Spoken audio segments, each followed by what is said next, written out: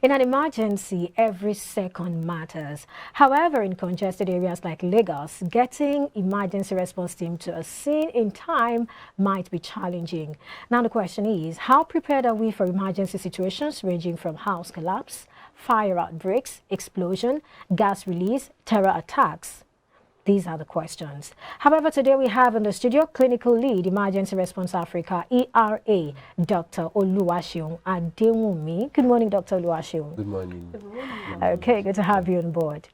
All right, before we get into this, I know you're from Emergency Response Africa, and that's a very good one. Good to have you in the studio. But then before we start talking about response, that means an incident must have happened. Yes. And then for you to be able to respond, it means you're probably prepared one way or the other. Yes. So now the question is, how prepared are we? It's a double-barrel question. Yes. How prepared are we really as a nation or even here in Lagos? And then we might also start looking at some of the factors that can aid our preparedness. Yes.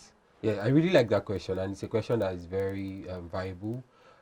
We can look at it in different approaches, right? We can look at it from the medical perspective. How prepared are we as regards to medical emergencies? And medical emergencies actually also goes across board. So, for example, if there's a fire incident, most likely there's going to be a medical emergency. Sure. If there's a gas leak that leads to explosion, there's going to be a medical emergency. If there's a natural disaster, or, for example, we may not necessarily be having disasters like earthquakes and the likes, but we have flooding, right? We have heat strokes, heat waves that leads to heat stroke. So those type of things actually bring medical emergencies too. So if you look at it from an angle of economic emergencies, you also look at it from angles of technology emergencies, right, that may not maybe cut across medical emergencies. But if you look at where medical emergencies stand, it actually cuts across a lot of emergencies, right? So the question is, how prepared are we as regards to not just medical emergencies, but all other forms of emergencies? Now, a lot of people don't actually realize that medical emergencies may not necessarily be up to bottom. What that means is that not all emergencies can actually be catered by the government. So we know we have LASEMA, we have LRU, we have LASAMBOS. LASAMBOS is like the Lagos State Ambulance Services. LASEMA is like the general emergency ready program that Lagos State has created, right? And then there are like subsidiaries under LASEMA, for example, LRU. So if you call, and fortunately for us, at least in Lagos, we can dial two numbers, 767 and 112. But sometimes you call them, they take time. Sometimes they don't get to you on time. And for just like you said, every minute counts as regards to medical emergencies.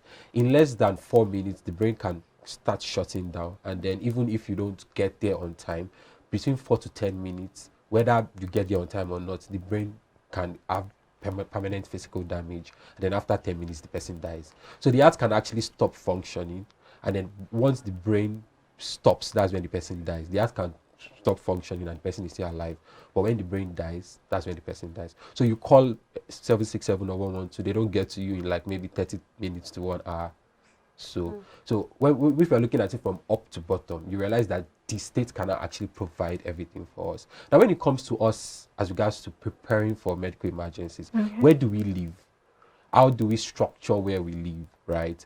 Do we have, for example, you live in an estate, you live in a community. If there's actually a fire outbreak in that estate, is there a muster point that everybody goes to? Is there a way everybody comes around? Is there a way you actually evacuate where you even live in the first place? Now, when it comes to medical emergencies, do we have numbers that we can easily call? Have we informed our maybe loved ones, our kinships, of the kind of medical conditions you're living with and how much that medical conditions can bring up medical emergencies? Do they know who to call? Do they even know the first day to carry out as regards to some kinds of emergencies? So, for example, we get a lot of calls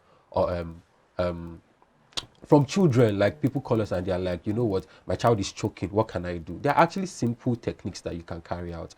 At Emergency Response Africa, we also believe that the approach should not be up to bottom, but also should be bottom to up. And what that means is that every community should be able to at least carry out first aid emergencies, right? So even before help arrives, you are able to try to resuscitate the person. So, for example, you call our number. I don't know if I should mention that now. Sure. Yeah, so you can call our number. It's a toll-free number, actually. You can always call our number. It's 08 000 2255372. Very easy. And 08 000 2255372. So you call us, right? Every person that attends to you are trained medics, right? So we have nurses, we have paramedics, we have doctors, and they give you phone first aid, right?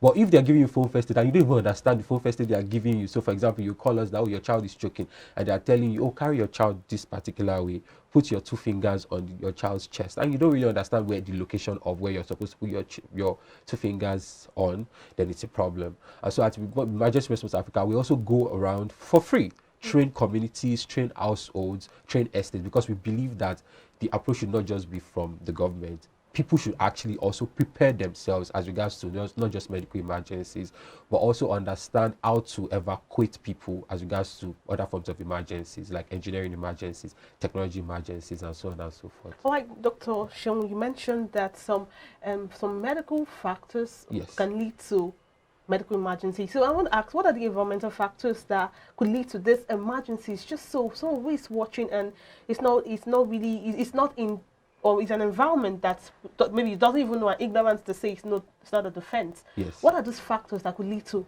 medical emergencies? Yes. So environmental factors. Very typical example, what happened at Ikoyi. Correct. So there was a building collapse, and then of course people were trapped.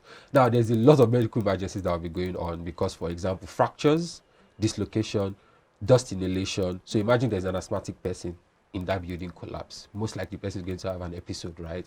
So it's not just going to be maybe bulldozers coming around to carry out and to clear the area. It's not just going to be forensics experts coming around to check the structure, what the structure has caused, also looking at people that may be dead or alive, doing DNA samplings and all of that. It's also paramedics, nurses, doctors coming around to actually help resuscitate people that may still be alive, right? And maybe, of course, clear people that are dead, right? So that's one type of emergency. Also, technology kind of emergencies where, for example, now, just like this place, there's an explosion of the computer, and maybe I'm in front of the computer, and then the computer burns my face. So it's not just going to be maybe the insurance company trying to pay me whatever the computer has cost the harm on me, but also the medical doctor trying to at least repair my face. So at the end of the day, medical, like I mentioned earlier, and I will still keep saying that medical emergencies cuts across all types of emergencies.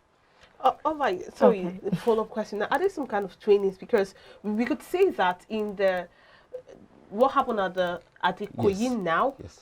Something happened at Ikoyi, and the persons involved. We had paramedics or emergency response team come there, and people complaining there say that they're not able to use the life detecting machine. Yes. To say when there's a collapsed building, people are there, so they're not able to use the life detecting machine to know if of course to detect if people are still alive in the building. So what are the kind of trainings that you offer or you give to people to be able to, because that is a very critical stage, and not able to use the life detecting machine, it just shows the level of unprofessionalism on the part of those emergency response team.